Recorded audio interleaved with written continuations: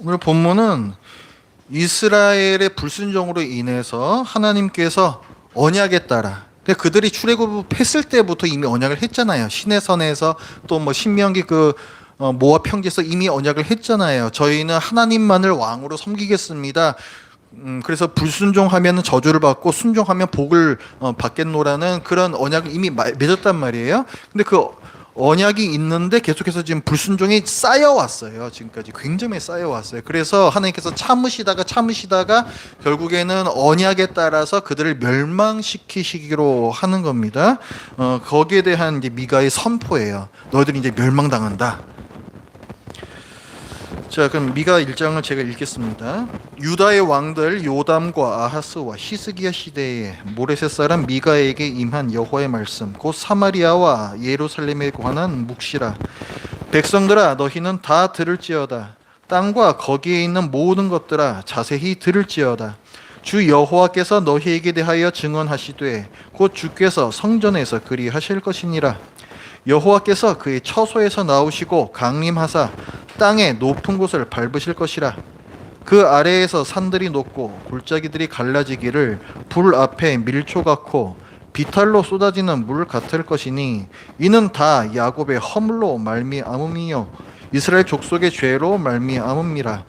야곱의 허물이 무엇이냐? 사마리아가 아니냐? 유다의 산당이 무엇이냐? 예루살렘이 아니냐? 이러므로 내가 사마리아를 들의 무더기 같게 하고 포도심을 동산 같게 하며 또 그 돌들을 골짜기에 쏟아내리고 그 기초를 드러내며 그 새긴 우상들은 다 부서지고 그 음행의 값은 다 불살라지며 내가 그 목상들을 다 깨뜨리리니 그가 기생의 값으로 모았은즉 그것이 기생의 값으로 돌아가리라. 이러므로 내가 애통하며 애곡하고 벌거벗은 몸으로 행하며 들깨같이 애곡하고 타조같이 애통하리니 이는 그 상처는 고칠 수 없고 그것이 유다까지도 이르고 내 백성의 성문 곧 예루살렘에도 미쳤음이니라. 가드에 알리지 말며 도무지 울지 말지어다. 내가 베들레아브라에서 티끌에 굴렀도다. 사빌 주민아, 너는 벗은 몸에 수치를 무릅쓰고 나갈지어다. 사안한 주민은 나오지 못하고 벳에셀이 애국하여 너희에게 의지할 곳이 없게 하리라. 마롯 주민이 근심 중에 복을 바라니 이는 재앙이 여호와께로 말미암아 예루살렘 성문에 임함이니라. 라기스 주민아, 너는 준마의 병거를 메울지어다. 라기스는 딸 시온의 죄의 근본이니 이는 이스라엘의 허물이 내게서 보였음이니라. 이러므로 너는 가드 모레셋에 작별하는 예물을 줄지어다. 악십의 집들이 이스라엘 왕들을 속이리라. 마레사 주민아, 내가 장차 너를 소유할 자로 내게 이르게 하리니 이스라엘의 영광이 아둘람까지 이를 것이라. 너는 내 기뻐하는 자식으로 인하여 내 머리털을 깎아 대머리 같게 할지어다. 내 머리가 크게 벗어지게 하기를 독수리 같게 할지어다. 이는 그들이 사로잡혀 너를 떠났습니다. 아멘. 오늘날 우리는 그 어느 때보다도 풍요로운 시대를 살고 있습니다. 풍요는 좋은 것이지만 나쁜 것이 될 수도 있습니다. 하나님께서 출애굽 이스라엘에게 적과 꿀이 흐르는 풍요로운 땅으로 인도하시겠다라고 말씀하셨죠. 그러니까 풍요란 원래는 좋은 것입니다. 그러나 이 풍요로움 자체를 목표로 삼고 하나님의 자리에 올려놓는 순간에 풍요는 나쁜 것이 됩니다. 실제로 많은 신자들이 풍요로움을 지나치게 높게 자리매김하고 성공과 자기 개발을 추구하며 끊임없이 달려갑니다. 하지만 그러면 그럴수록 정작 우리의 내면은 차가운 길바닥에 날려다니는 낙엽처럼 다 쓰러집니다. 열심히 노력하여 전보다 나은 수입, 전보다 좋은 집, 전보다 좋은 차, 전보다 나은 지위를 얻는 기쁨은 잠시, 또다시 다른 이들의 더 나은 것이 눈에 보이면서 그것을 새로운 목표를 삼아 풀 악셀을 밟기 시작합니다. 마치 가도 도달할 수 없는 지평선을 향해 날아가는 비행기와 같습니다. 여러분 한번 생각해 보세요. 만약에 여러분이 비행기 티켓을 받았습니다. 목적지가 지평선이라고 되어 있습니다. 지평선으로 가는 논스톱 비행기가 있다면 우리는 그 비행기를 결코 타려 하지 않을 것입니다. 왜냐하면 지평선은 결코 도달할 수 없는 목적지이기에 그 비행기에 타는 것은 사실은 그 비행기에 갇히는 것을 의미합니다. 또한 이 비행기에 타서는 안 됩니다. 왜냐하면 이 논스톱 비행기는 연료가 소진되는 순간 바로 땅바닥으로 추락하는 극히 위험한 비행기이기 때문에 그렇습니다. 풍요 자체를 목표로 사는 것은 이와 같습니다. 무의미하고 위험해요. 비행기를 타고 있는 시간이 길어지면 길어질수록 우리 내면에서는 초조함과 불안이 커지면서 피폐해지고 우리는 하나님으로부터 서서히 멀어지게 됩니다. 생명이신 하나님으로부터 멀어지게 된다고요. 나의 삶 하나조차 감당하기에 버겁죠. 그렇기 때문에 어려운 이웃의 삶이라는 것은 내 안중에 들어올 수가 없습니다. 이것이 현대인들이 앓고 있는 영적인 나병입니다. 감각이 마비되어서 죄를 짓고도 아픔을 느끼지 못하며 하나님과의 언약이 파기되어 가는데도 위기감을 느끼지 못하는 상태. 그것이 미가 선지자가 바라보는 신자의 모습, 이스라엘 백성의 모습입니다. 미가 선지자가 활동하던 시대에 북이스라엘의 사마리아와 남유다의 예루살렘, 수도입니다. 남북 왕국의 수도죠. 이 두 도시는 겉보기에 번영의 시기를 지나고 있었습니다. 그러나 하나님의 눈에 비친 그들의 실상은 탐욕의 눈이 먼 끔찍한 괴물이었습니다. 마치 노아 시대에 더 이상 세상의 죄악을 두고 보실 수 없어 온 세상을 물로 멸하셨던 것처럼 이스라엘을 내가 이제 멸망시키리라 말씀하시면서 그들의 죄를 고발하십니다. 3절부터의 말씀을 보십시오. 여호와께서 그의 처소에서 나오시고 강림하사 하늘의 처소에서 나오시겠다는 거예요. 강림하사 땅의 높은 곳을 밟으실 것이라. 땅의 높은 곳이란 바벨탑 같은 걸 생각하시면 됩니다. 인간의 교만과 탐욕으로 하늘 높은 줄 모르고 하나님 두려운 줄 모르고 계속해서 쌓아 올리고 있는 인간의 번영, 권력 이런 걸 뜻하는 거예요. 이걸 밟으실 것이라. 그 아래에서 산들이 높고 여호와의 발 아래에서 그 땅의 높은 곳, 그 높은 산들, 인간이 쌓아 올린 모든 권력과 명예와 부와 이런 것들 다 녹아버리고 골짜기들이 갈라지기를 불 앞에 밀초같이 순식간에 녹아버려서 비탈로 쏟아지는 급류처럼 그렇게 쏟아서 내려버릴 것이다. 이렇게 말씀해요. 왜 하나님께서 이런 일을 행하시는가? 이는 다 전적으로, 그 원인은 전적으로 야곱의 허물로 말미암음이요 이스라엘 족속의 죄로 말미암음이라. 야곱의 허물이 무엇이냐? 사마리아가 아니냐? 유다의 산당이 무엇이냐? 예루살렘이 아니냐? 당시 사마리아가 어떤 도시였습니까? 짝퉁 종교가 행해지던 곳이었습니다. 짝퉁 종교 아시죠? 제가 여러 번 설명을 드렸습니다. 설교할 때 우상을 섬기는 곳이라는 거예요. 사마리아는 북이스라엘은 우상을 섬기는 것이고 유다 예루살렘도 뭐라 말하느냐? 예루살렘 자체가 산당이다. 산당은 우상 숭배의 본거지입니다. 하나님을 섬긴다라고도 하지만 동시에 다른 섬도 함께 섬기는 우상 숭배의 본거지로 전락을 했다는 거예요. 이스라엘이 어떤 죄를 짓고 있었을까? 남유다와 북이스라엘 이 양국 모두가 풍요를 목표 삼아서 우상 숭배의 죄에 깊이 빠져 있었습니다. 이들은 여호와 하나님을 섬긴다 하면서도 풍요를 준다는 바알과 아세라 앞에서 무릎을 꿇었습니다. 처음에는 이 우상들이 어떻게 들어왔습니까? 북이스라엘의 아합의 아내로 이세벨이 들어왔죠. 그러면서 우상을 갖고 들어왔습니다. 그리고 이 두 부부의 딸이 남유다로 시집을 오게 되죠. 아달랴라는 사람입니다. 이 사람이 시집 오면서 그 우상을 또 끌고 들어왔습니다. 그로 말미암아서 북이스라엘과 남유다 모두 바알과 아세라 우상을 숭배하는 이 죄를 극심하게 짓게 됩니다. 이 우상 숭배는 풍요를 실제로 주실 수 있는 이 세상의 창조주이시며 또 이스라엘이 참 왕으로 섬기겠다라고 언약 맺은 여호와 하나님을 배반하는 영적인 간음이었습니다. 간음이 뭡니까? 배우자를 두고 다른 이성과 바람을 피는 것입니다. 그렇다고 버리지도 않아요. 본처를 양다리 걸치고 있는 것이 간음입니다. 북이스라엘과 남유다가 이것을 행했다는 거예요. 여호와를 버리지도 않아요. 그러면서 동시에 다른 것도 같이 추구를 하는 영적 간음을 저지르고 있었습니다. 더 나쁜 거죠. 차라리 버리는 것보다 더 나쁜 거예요. 이거는.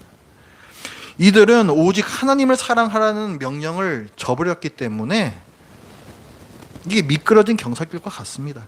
이웃을 사랑하라는 그분의 명령도 쉽게 저버립니다. 정치적 지도자들이 자기네들의 풍요로운 삶을 위해서 백성들에게 높은 세금을 부과하고 가난한 자들을 착취했고, 하나님께서 백성을 잘 다스리라고 맡겨주신 힘으로 힘없는 약자들을 짓밟았습니다.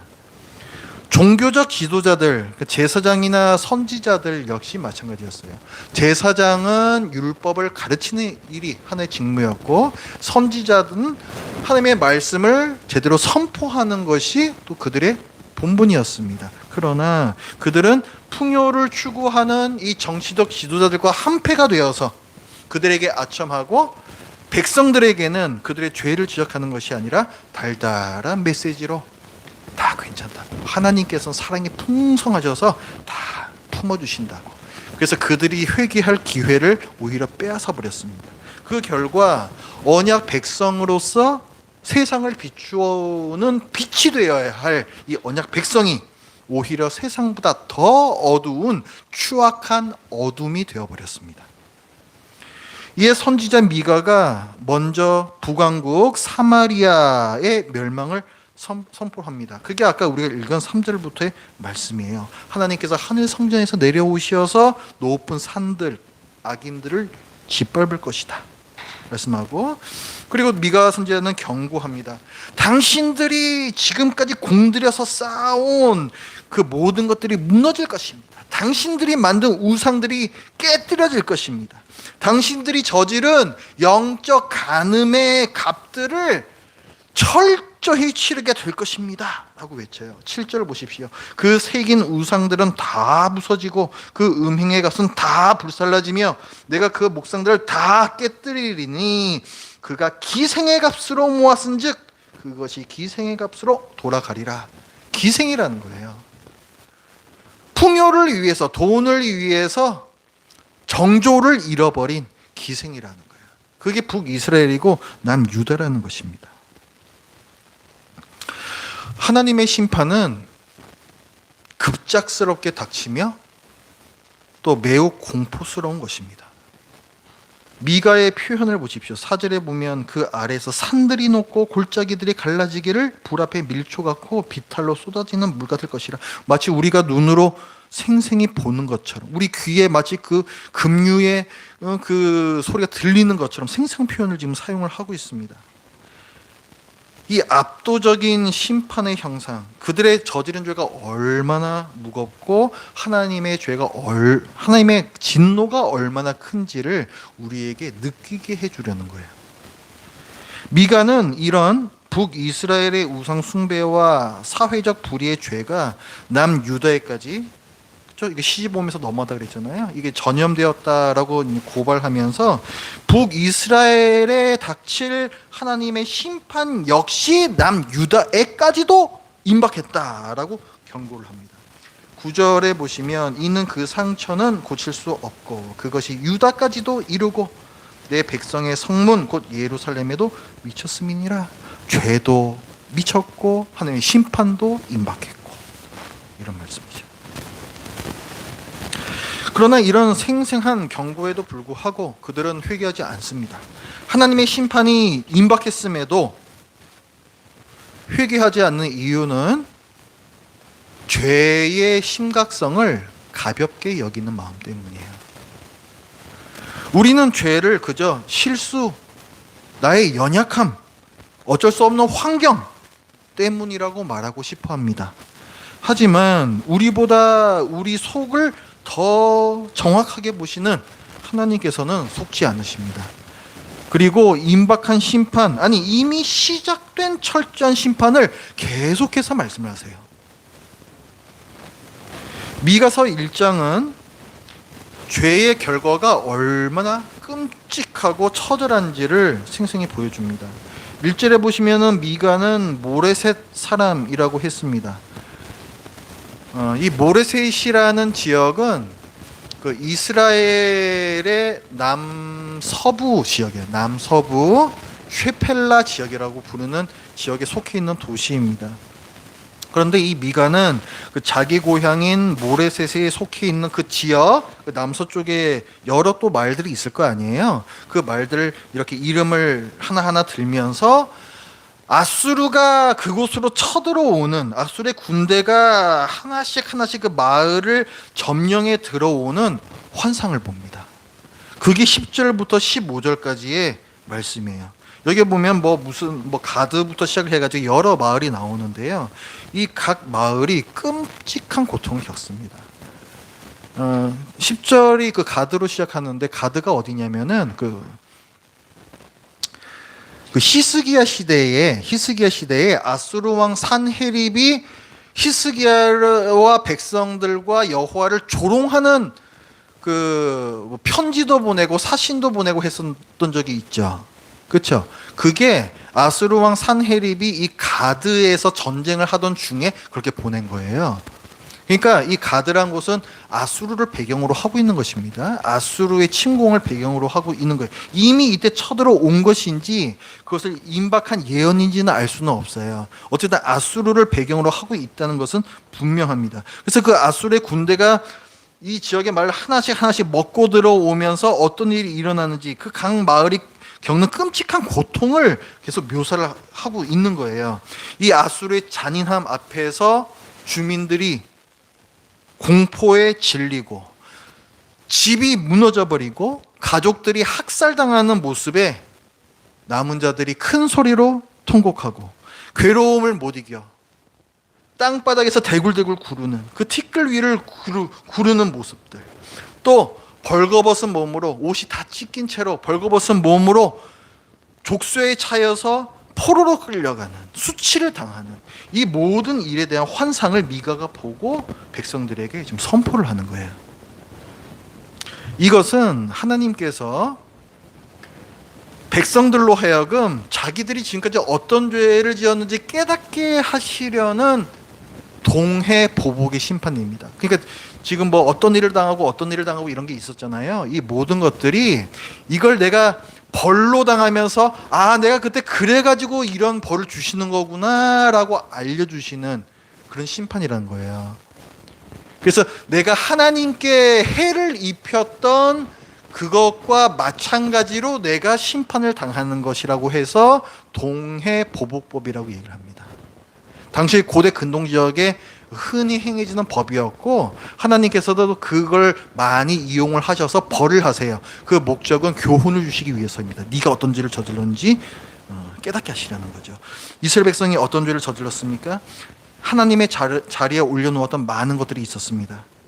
그것으로 하나님을 모욕했던 안정된 삶이 있었고, 좋은 집이 있었고, 좋은 지위가 있었고, 또 자기가 그토록 소중해하던 가족들과 자녀가 있었습니다. 그런데 오히려 그런 모든 것들이 큰 고통과 슬픔으로 다가오게 하세요. 아까 우리가 봤지 않습니까? 집이 무너지고 자녀와 가족들이 학살을 당해버리고, 이런 모든 것들이 다 동해보복법이에요. 이것은 먼 나라의 이야기가 아닙니다. 죄는 반드시 우리의 삶을 파괴해요.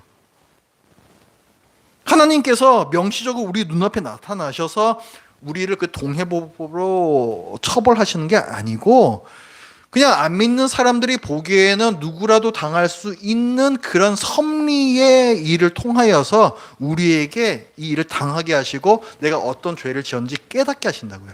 그러니까 중요한 건 뭐냐면, 이런 일을 당하지 않도록 내가 회개를 해야 되는 것입니다. 내가 하나님의 자리에 올려놨던 그 무엇이 있다면 그것을 빨리 제자리로 원상복귀하고 하나님의 말씀을 가장 높은 곳에 올려놔야 하는 것입니다. 우리가 쌓아 올린 바벨탑이 무너질 때에 우리는 비로소 내가 무슨 죄를 지었고 살아왔는지를 깨닫게 됐는데, 그러나 그때는 이미 너무 늦어버린 것입니다. 그렇기 때문에 우리는 지금 오늘 그 죄를 하나님 앞에서 솔직하게 인정하고 회개해야 합니다. 이 지점에서 우리는 복음의 가장 신비로운 면을 만나요. 우리가 지금까지 봤던 것처럼 하나님은 공의로우신 분이기 때문에 우리의 죄를 결코 묵인하시지 않습니다. 출애굽한 이스라엘이 시내산에서 하나님과 언약을 맺었습니다. 순종하면 복을 받고 불순종하면 저주를 받겠다. 언약을 맺었습니다. 그러나 그들은 하나님께 불순종했고, 따라서 언약에 따라 이들이 받게 되는 이 심판은 정당한 집행입니다. 하나님을 원망할 수가 없어요. 그래서 아까 우리가 많이 봤지 않습니까? 다 야곱의 허물 때문이고 이스라엘의 죄 때문에 이런 일이 일어난 거예요. 여호와께서 친히 이 땅에 임하셔서 증언하시겠다라고 오늘 본문이 얘기하고 있습니다. 너희들이 어떻게 살았는지 내가 내 입으로 친히 내가 증언하리라. 누가 도대체 진리의 하나님의 그 말씀을 감히 반박을 할 수가 있겠습니까? 아무런 변명을 우리는 할 수가 없어요. 그러나 이 준엄한 심판에서 우리가 기억해야 할 것은, 하나님께서 그 심판을 행하실 때 그 얼굴에는 어떤 냉수적이고 잔인한 그런 어떤 비웃음 같은 게 흐르고 있을 것이다 라고 상상하면 안 됩니다. 이렇게 생각하면 안 된다는 거예요. 하나님께서 그 벌하시면서 그렇게 말 안 듣고 지 멋대로 살더니 꼴 좋다. 내가 얼마나 무서운지 보여주마. 내 힘이 어떠냐. 죽어라. 죽어라 하면서 심판 내리시는 게 아니라는 거예요. 심판의 집행자이신 하나님의 가슴 속에는 우리가 가늠조차 할 수 없는 깊은 슬픔이 흐르고 있습니다. 8절을 보십시오. 이러므로 내가 애통하며 애곡하고 벌거벗은 몸으로 행하며 들깨같이 애곡하고 타조같이 애통하리니, 여기는 애통한다 애곡한다는 말이 4번이나 나오고 있습니다. 이것은 선지자 미가의 심정이지만, 하지만 선지자 미가의 목소리를 빌려 들려오는 하나님의 울음소리예요. 자식을 때리는 부모의 손이 떨리고 그 매를 치고 난 뒤에 방에서 몰래 우는 아버지의 통곡입니다.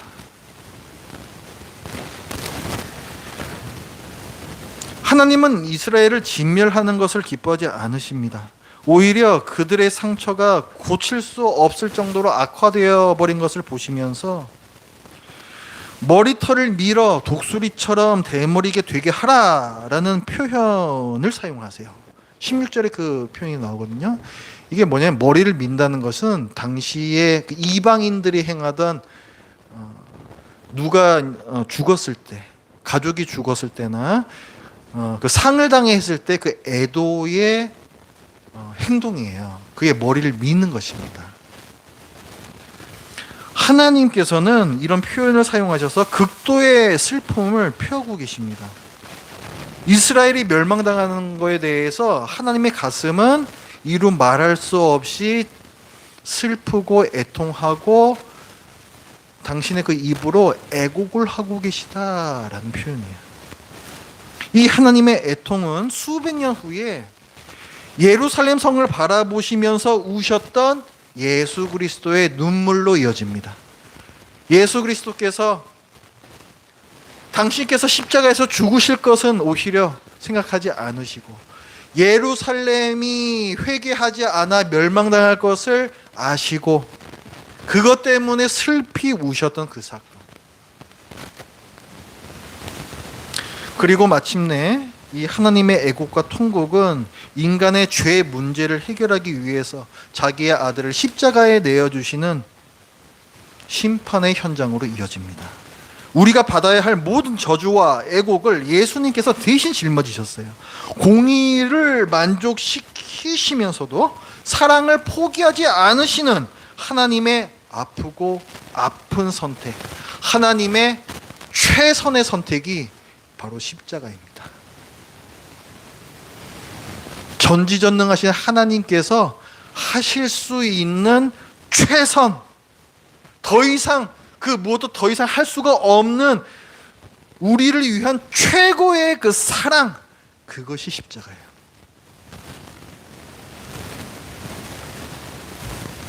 이 애통해 하시는 하나님 앞에서 우리는 어떻게 응답을 해야 합니까?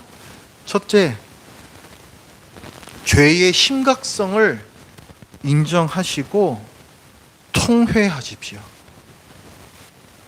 이스라엘 백성이 티끌에 구르고 옷이 찢기고 벌거벗김을 당하여서 그 과정을 통해서 죄를 깨달았습니다. 우리는 이미 늦은 상태에서 그렇게 해서는 안 되는 거예요. 옷을 찢기 전에 우리의 마음을 찢고 우리의 벌거벗은 모습과 위선을 하나님 앞에서 정직하게 낱낱이 자백하면서 회개해야 됩니다. 죄는 적당히 타협할 대상이 아니라 철저히 끊어내야 할 괴물임을 아시기 바랍니다. 그리고 두 번째로 우리의 유일한 피난처이신 그리스도께로 달려가십시오. 쇠펠라 지역, 이 미가의 고향이 속해 있던 그 쇠펠라라는 이 지역에 뭐 사빌, 마로, 라기스 뭐 이런 말들이 나오는데, 여기에 아수르가 쳐들어왔을 때요, 이들은 자기네들의 두껍고 높은 성벽을 의지했습니다. 아이, 그래도 이 성벽이 우리를 지켜주지 않겠어? 하지만 재앙을 피할 수 없었습니다. 인간이 만든 그 어떤 요새도 하나님의 심판을 막을 수 없습니다. 오직 우리를 위해서 대신 심판받으시고 죽으신 예수 그리스도의 품만이 강한 성루이며 유일한 안전지대입니다. 미가 1장은 심판의 경고로 가득 차 있지만 그 행간마다 배어 있는 것은 하나님의 눈물입니다. 8절에서 우리가 아까 봤죠. 내가 애통하며 애곡하고 애곡하며 애통하겠다. 이 말씀은 우리를 향한 하나님의 지독한 사랑의 역설이에요. 너희를 심판할 수밖에 없으나 그러나 내 마음은 무너지고 있다라는 이 지독한 사랑입니다. 하나님은 오늘도 우리에게 물으십니다. 너는 무엇 때문에 울고 있느냐? 너의 성공이 좌절되어서 울고 있느냐? 아니면 나와의 언약을 깨고 있는 것 때문에 애통해 하느냐? 이번 한 주간에 우리를 위해서 스스로 수치를 당하시고 애곡하신 하나님의 이 아픈 마음을 묵상합시다. 그리고 이 사랑에 반응하여서 우리의 우상을 깨뜨리고 공의와 인애의 삶으로 돌이키는 참된 회복이 우리의 삶에 가득하길 바랍니다. 기도하겠습니다. 하나님 아버지, 오늘 미가 선지자의 말씀을 통하여서 당시 사회가 얼마나 참담한 상황인지 보았고, 그것이 그저 먼 과거의 일이 아니요 우리의 모습이고 우리의 상황이기도 하다는 것을 보았습니다. 지금 저희를 바라보시는 하나님의 진노도 보았고, 또 저희를 위해서 울고 계시는 하나님의 그 애통한 마음도 보았습니다. 저희를 위하여서 내어주신 그 아들 예수 그리스도, 이번 주에 또 성탄절 저희들이 또 지나갈 텐데, 이 성탄절이 하나님의 얼마나 큰 희생이 있었는지, 얼마나 큰 사랑의 결실인지 저희들이 기억하겠습니다. 그리고 저희들의 삶을 돌아보겠습니다. 저희들의 마음을 찢고 벌거벗은 마음으로서 하나님 앞에서 정직하게 돌아보겠습니다. 그리고 하나님보다 더 위에 올려놓고 있는 그 무엇이 되었든지 간에 그것 이제 제자리로 돌려놓고 하나님만을 왕으로 섬기겠습니다. 예수님의 이름으로 기도드립니다. 아멘.